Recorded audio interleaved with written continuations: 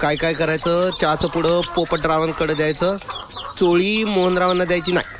चोळी पोपटरावांकडून मोहनरावांचं चहाचं पुढं द्यायचं. पोपटरावांकडे शेवंताबाई नाही. शेवंताबाईंना चहाचं पुढं देऊन मोहनरावांना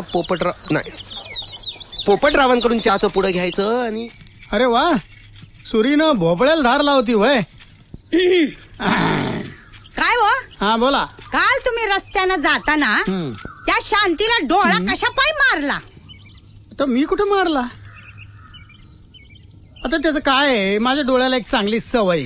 कुठली बी बाई पाहिली ना की आपसूक डोळा मिटतो आणि उघडतो. वय तर मला चांगलं ठाव हाय तुमची आणि तुमच्या डोळ्याची सवय. अव लई जुनी खोड हाय ही तुमची. लग्नात माझ्या गळ्यात माळ घालता घालता माझ्या बहिणीला तुम्ही डोळा मारला. माझ्या बापाच्या हे लक्षात आलं तेव्हा बदडलं तुम्हाला.